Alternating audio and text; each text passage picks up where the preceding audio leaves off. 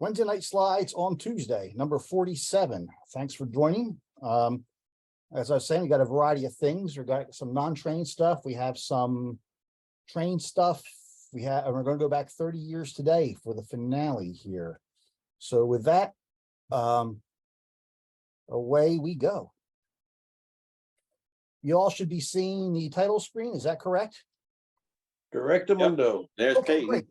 And then, as usual, if you have any comments or questions during the program, just feel free to jump in. The easiest way to do that is to just hold down the space bar on your computer, ask your question, make your comment. Feel free to participate.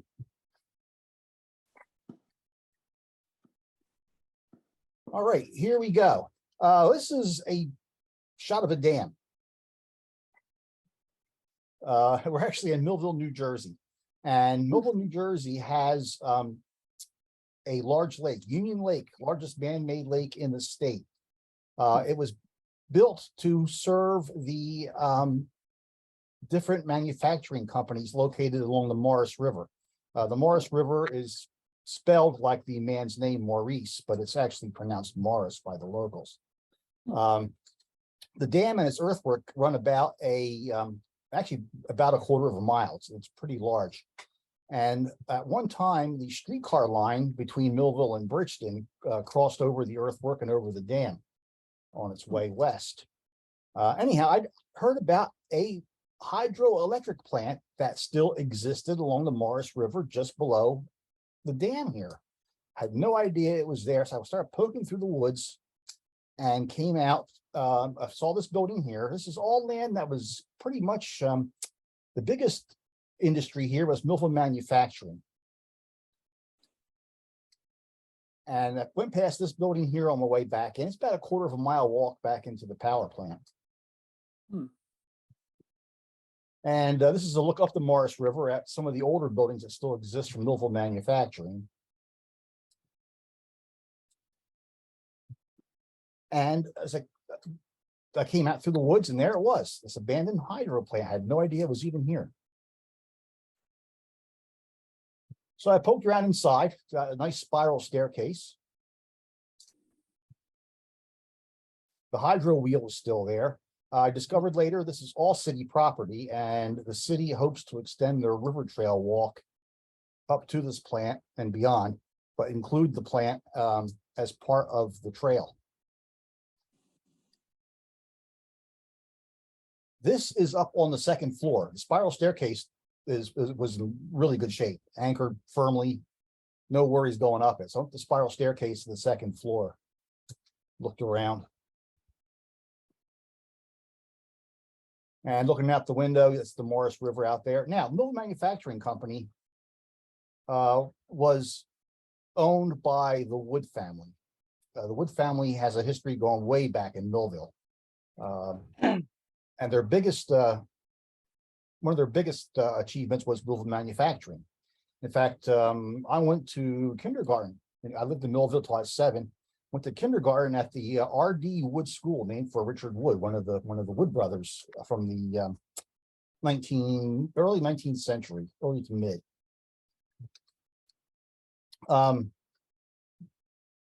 Robert Wood's brother George got tired of the big city, and he moved out to a dairy farm near Wawa, Pennsylvania. And eventually he opened a small dairy store, and he expanded and added more stores. And actually the that small dairy turned into the Wawa convenience food chain, a convenience store chain we have in New Jersey and Eastern Pennsylvania. So this power house has a somewhat tenuous connection to Wawa, to a hoagie. That's the railing to the spiral staircase. Another view from the spiral staircase looking down at the power wheel.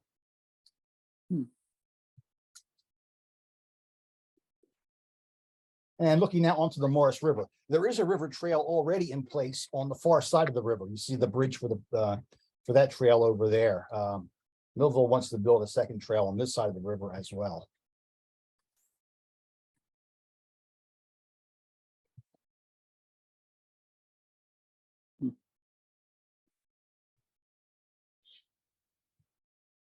It's kind of a cool find. Like I said, I didn't even know it was there. Most of Millville manufacturing has been leveled, replaced by warehousing. Mhm. There's not much left of the original plant. I believe this was an entrance to the plant at one time.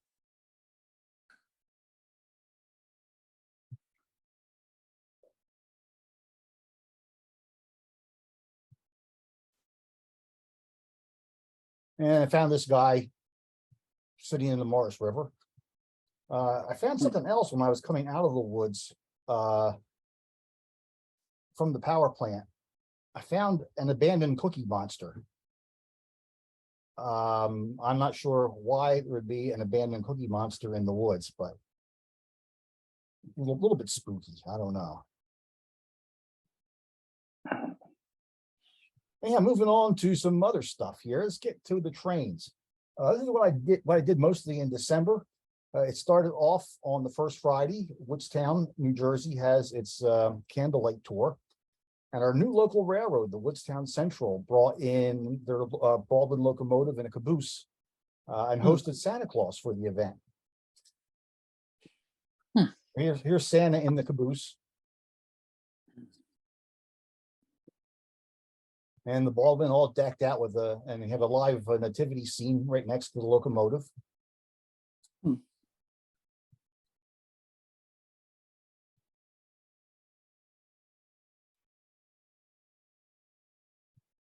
Woodstown Central hopes to have coaches and a steam locomotive over on this line by Easter.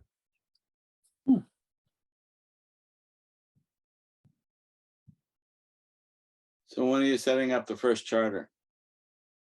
Actually, Railfan magazine has its 50th anniversary in the fall of 2024. And if I have my way, we may wind up doing a big blowout over here.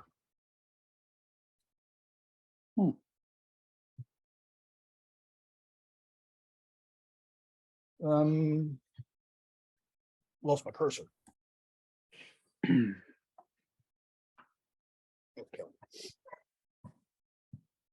Railfan weekend could potentially have Baldwin diesels, steam locomotives, freight trains, passenger trains. It'd be a lot of fun. There's Santa under the moon.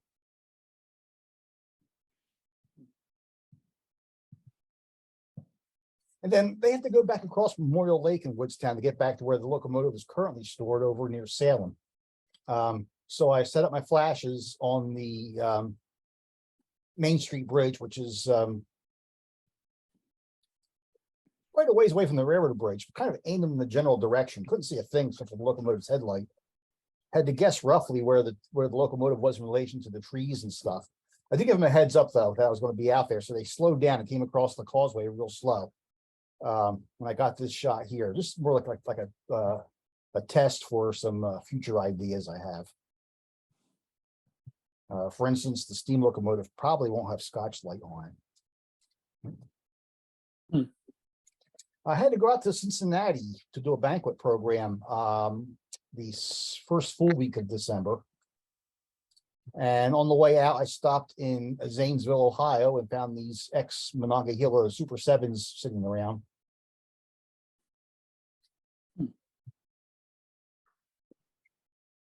Went over to Hamilton, not Hamilton near Toronto, but Hamilton near Cincinnati. The photograph trains going by the station here. This station in the background, that three-story station, a few days after I shot this, was actually moved. They jacked it up and moved it about 1,000 feet north, pretty much running over where I'm standing right now to get to its new location. I wanted to get a shot there. Weather was abysmal. I wanted to get a shot there in its original location before they moved it. I did the banquet. Yes. What was the reason for the move? CSX didn't want it there anymore. They wanted it torn down. The city decided to buy it and save it. Neat. Thank you. Yeah. The banquet ended at about 9 o'clock, so I had plenty of time. So I went back out to a place called Glendale, great train watching spot near Cincinnati, along the former Baltimore and Ohio. And I took advantage of the adverse weather conditions to do a few shots of trains coming through the rain with the Christmas lights in the background or in the foreground at Glendale.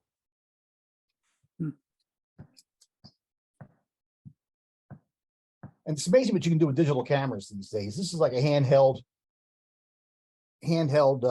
shot. Impossible in film days. But really, you can do some really cool stuff with digital things.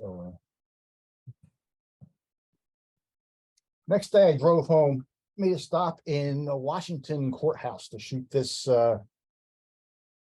tilting semaphore signal. Not many of these around, although Ohio has 2 or 3 in this general area, if you use general as a really general area.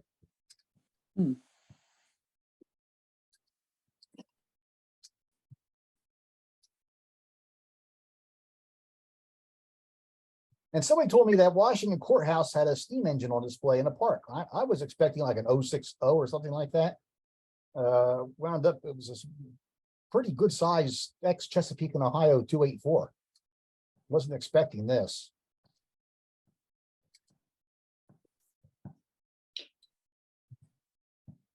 And the town had it decorated. I guess they were doing Santa meet and greets here. So they had Christmas lights strung up and things like that.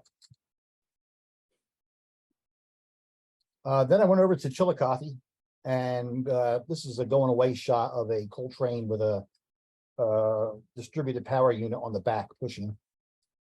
Weather, like I said, the weather was crappy, so I didn't make a real big effort at photography. It was just, you know, stop here, stop there. But I really needed a nice long ride to listen to some music. I like doing that. I needed a long trip every now and then. Just me and the steering wheel and my music. So that's filled the bill for that. Still in Chillicothe. This is a train coming south through town.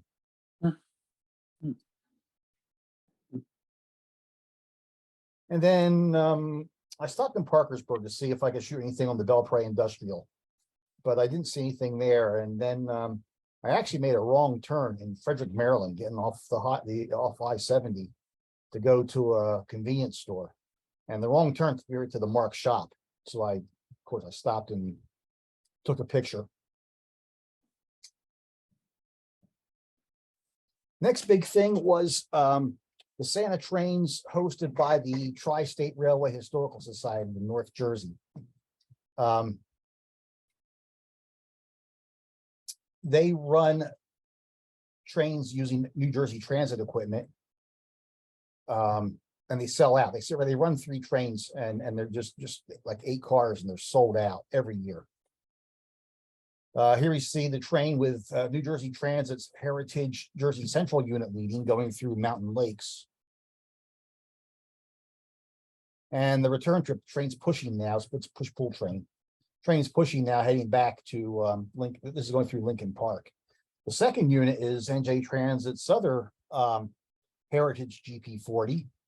That's painted in the paint scheme of New Jersey DOT, which was the operator of what is now NJ Transit back in the late 70s and early 80s, before NJ Transit took over operations.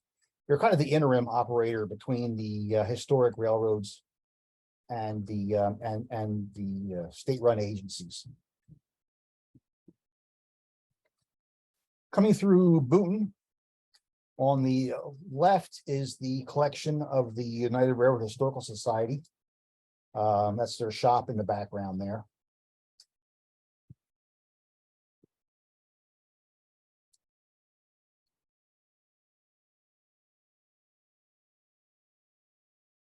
And then on the return trip, I don't like shots of the diesels with their headlights out. And on the return trip, they kill the headlights and have the red marker lights on because the engines are pushing. So I wanted to go for something that didn't show the headlight too much. And I went to this bridge in Boonton.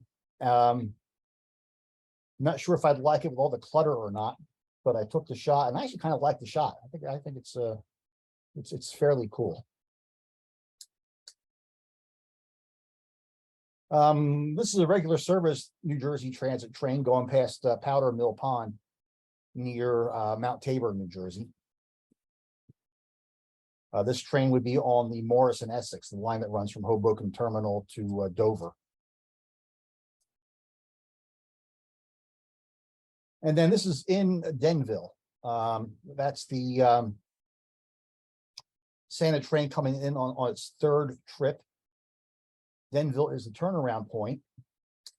As you can see, the sun is setting. It's just up on the trees, but no sun down here where the train is. So it went past me, did its reverse move, and on the way back, I did this pan shot.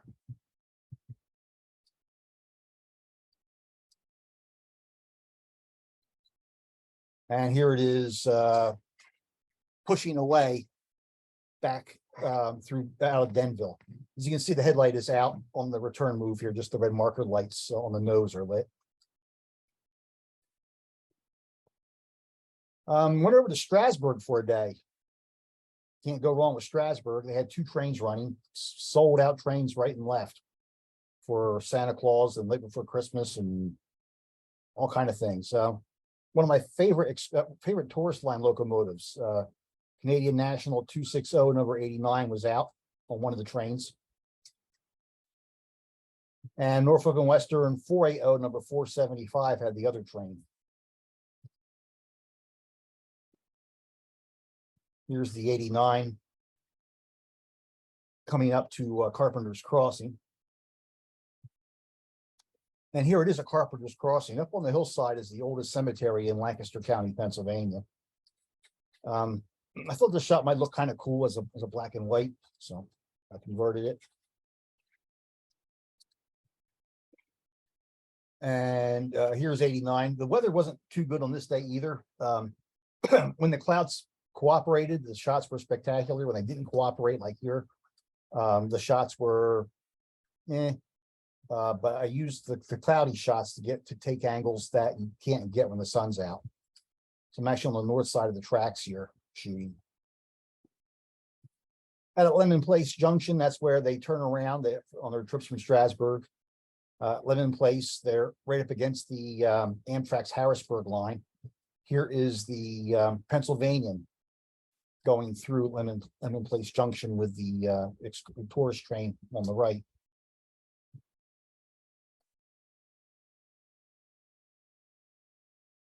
Another view of 89. And like I said, when the sun came out, it was spectacular. This is 89, leaving the picnic grove at Groff's. That's where the trains run every half hour, but the trips take 40 minutes. So they got to meet somewhere. They meet here at Groff's at the passing siding. You can see 475 smoke going away there as it leaves the other end of the siding. That's a very beautiful shot. Thanks. And here's another shot. This is 475, a going away shot at Esbenshade Road. Like I said, when the sun was out, it was really some neat lighting. My primary goal, though, was to do some night shots. They're running trains at night, and one of my favorite locations on the line is what's called Groundhog Cut. The cut is actually just back up the hill there by the road. The road here is private property. Cherry Crest Farms owns it, but I emailed Cherry Crest a few days in advance and asked if I could use their dirt road to do some night shots, and they said sure. So here I am setting up at Groundhog Cut for the trains. This shot here is actually still pretty much daylight. This would be the 7:05, 4:30. This would be the 4 o'clock train returning. So this is about 4:40. It's actually just before sunset. But with the cloud cover, it was getting fairly dark. I use this as a test shot.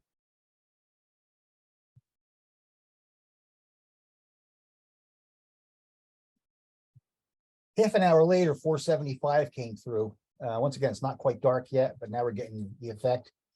For these shots here, I used 3 lights. One light was directly to my right across the tracks to light up the nose of the locomotive.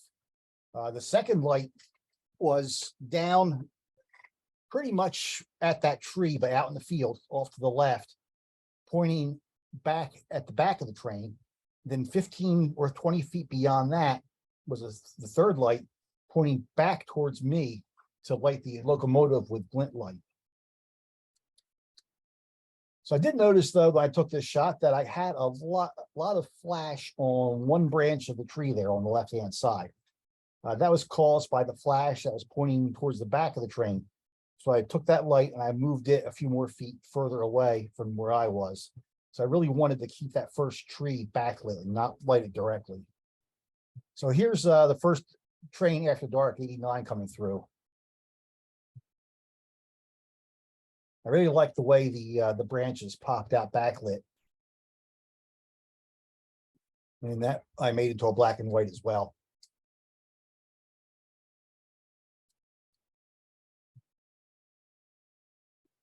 And then 475 came through.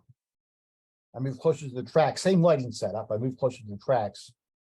Well, actually, this is the 5 o'clock train. So this would be about 5:40. Yes, 5, 4:30, 4, 3:30. So the first train you saw there wasn't dark yet. That was the 4:30, 3:30. That was the 3:30 train. It's about 4:10 in the afternoon. So really, the strobes begin to add light fairly early on as the evening progresses.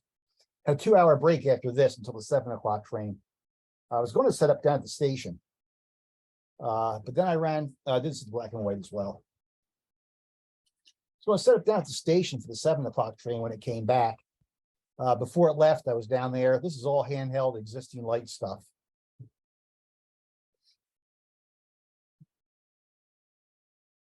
I was going to let the train leave. I'd go grab some strobes and set up for a shot right here when it came back in again.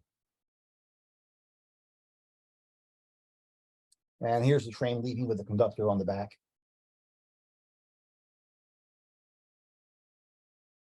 But I ran into Chris Pollock, who lives in Strasbourg and does a lot of photography on the Strasbourg. And he was setting up a shot using his switch lantern he did just bought. He's going to light up the 7 o'clock train coming back in using the switch stand, and graciously let me share his lighting and angles here. So here's the 7 o'clock train coming back in again, and then they put 475 away for the night.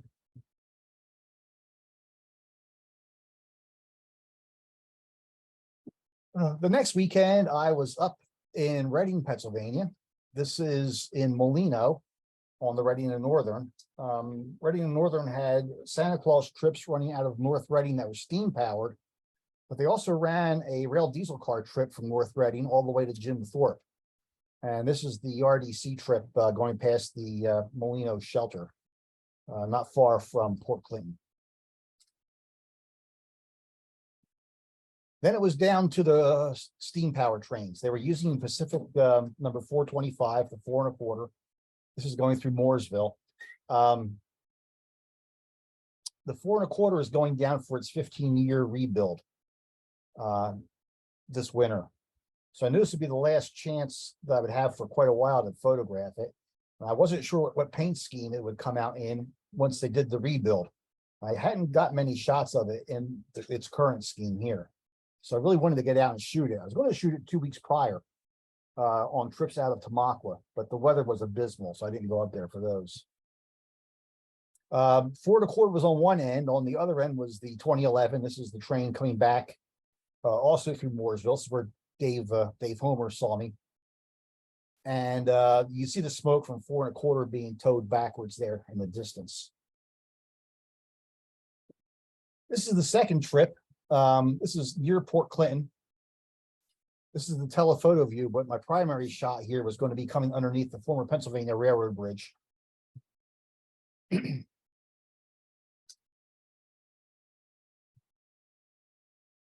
And then this is the return trip going through West Leesport.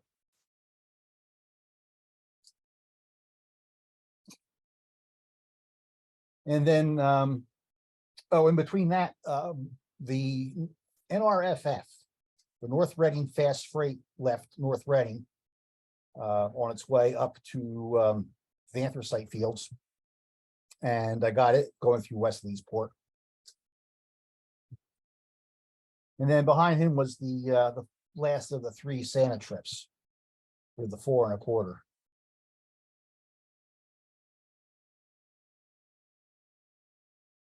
When I saw the schedule, I thought, well, they're going to run the train back to it turns around at Port Clinton where the steam shop is.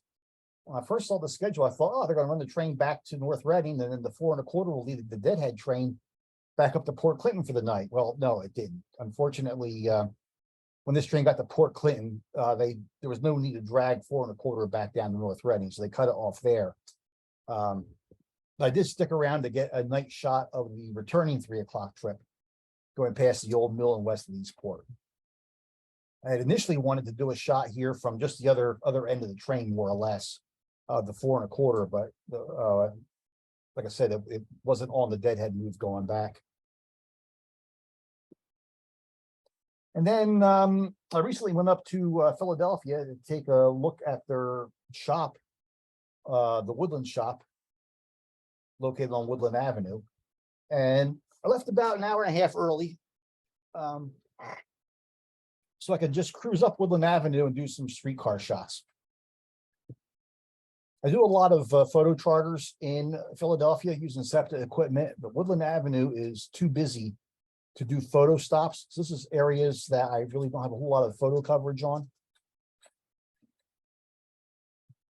You can see how busy it is here. And you got somebody selling cleaning products out of their pickup truck there on the right-hand side.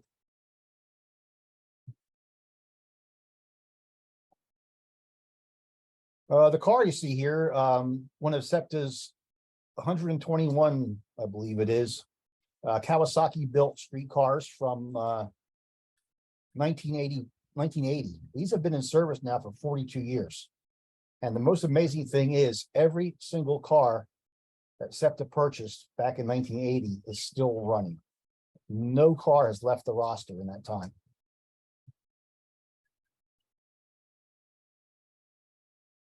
And these cars probably still have another 5 or 6 years to go. SEPTA is just beginning the process of getting proposals to replace the streetcar fleet.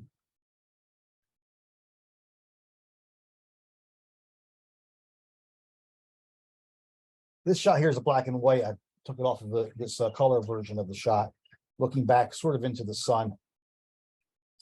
Bit of a silhouette.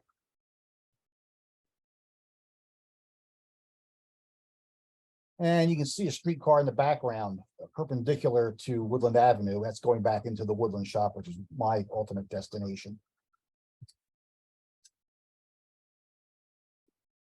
Inside the shop, you got the Kawasaki cars. SEPTA does their heavy maintenance here, rebuilds and heavy maintenance on their streetcar fleet. 2 of the Kawasaki cars are in for some heavy maintenance. And there were a few more cars here as well. They got a paint booth here, things like that.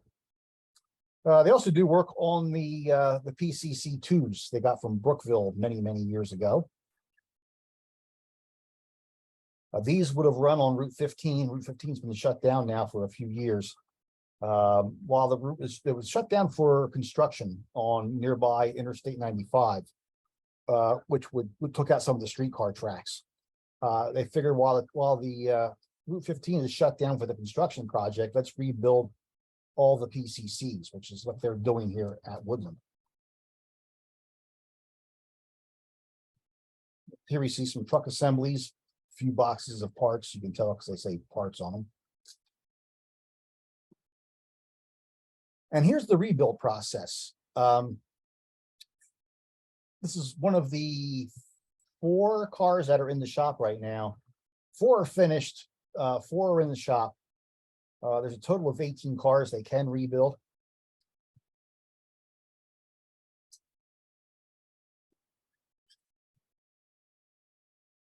They're doing a absolutely complete rebuild on them. When they went through the Brookville rebuild 15 years ago or whenever it was, Brookville rewired the entire car. So I mean, every new controllers, new seats, knew everything. Basically, when they came back from Brookville, they were just PCC shells with a modern streetcar stuffed inside. Unfortunately, the Brookville rebuild proved to be a little bit undependable. So SEPTA is doing yet another total rebuild on these cars. Here's one car that's almost finished.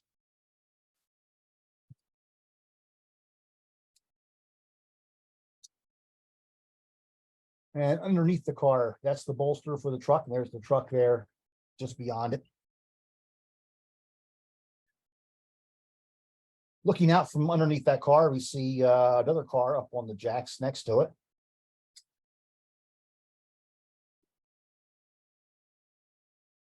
This gives you some idea of how much work they're putting into these cars here. I mean, other than the frame, there's not a whole lot left.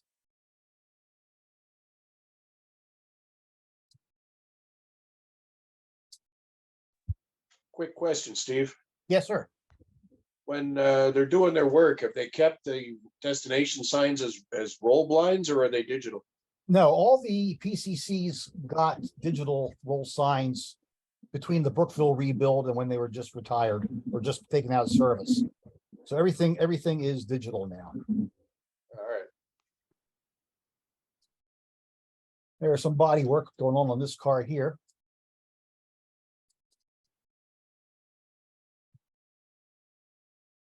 And there you see 3 of the cars, various states of rebuilding.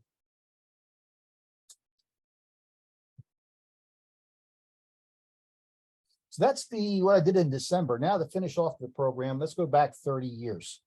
30 years ago, I was in Winslow Junction, New Jersey. Southern Railroad of New Jersey had taken over the former Jersey Central through here. They also inherited some locomotives from Shore Fast Line. There you see one of Shore Fast Line's GE built locomotives there on the right. The old Jersey Central water tank on the left. So while I'm standing here shooting this stuff, there goes Conrail overhead on its way to Beasley's Point, the coal-fired power plant down there. And you notice the white on the second unit, more white than a Conrail unit should have.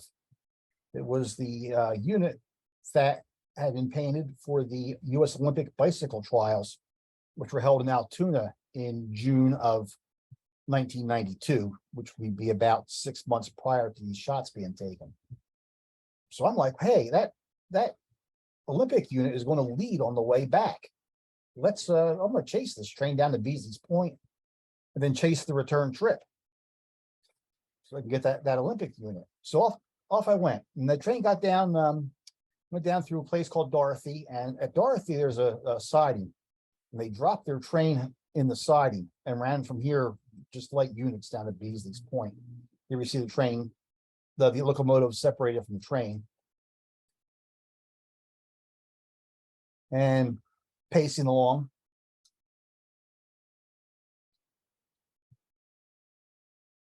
There's a stretch through Mill May and Dorothy for about 5 or 6 miles where the road and the railroad are just side by side. And there's the Olympic Road Trials National Championships bicycle unit.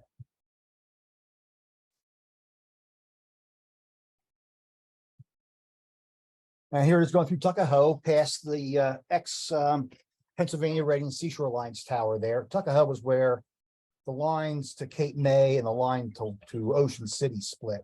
The Beasley's Point power plant is out on the line out to Ocean City. Years ago, the line was truncated between the power plant and downtown Ocean City. The Tuckahoe Tower is still there, and it's been nicely restored by Cape May Seashore Lines. So we get down to one of the grade crossings not far from the power plant, and here's the conductor getting off the train. And he comes over to me and says, hey, if you take me over to Wawa to pick up some coffee, we'll let you run the engines. And I'm like, sure. So I took him to get coffee and brought him back to the locomotives. He said, okay, he said, meet us at the gate to the power plant. I said, okay, I'll be there. So off I went down to the power plant gate. And here there are the locomotives. So I got out of the car here and I went down to the FAR unit, which would be leading going into the power plant. Got into the cab and off we went down into the power plant with the light engines with me running. We got into the power plant.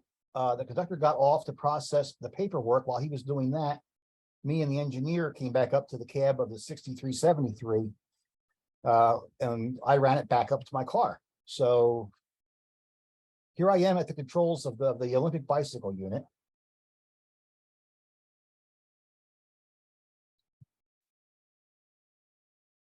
These shots were taken by the engineer.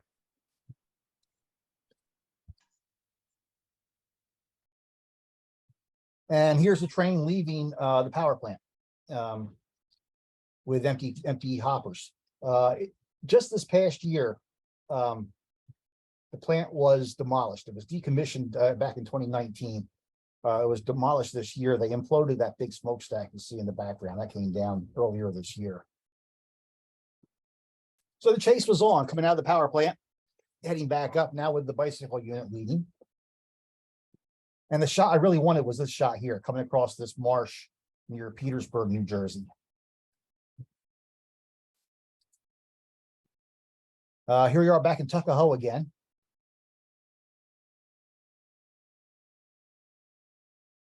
And coming back up through Dorothy and Milne, where the road and the railroad are parallel to each other. Does And that- traffic still run on that line? Only thing that goes down there now is cars for storage that Cape May Seashore Lines brings in. They store cars on both the Cape May and the Ocean City lines. And the shot you just saw, if I can get back to it or not. Yeah, this stretch here is still operated by Cape May Seashore Lines now in tourist service. They run between Richland and Tuckahoe. Okay. So that is going to wrap things up for this program. I'll be doing my next show in late January. I'm not sure exactly when, but I'm going to sign off here for the folks on YouTube and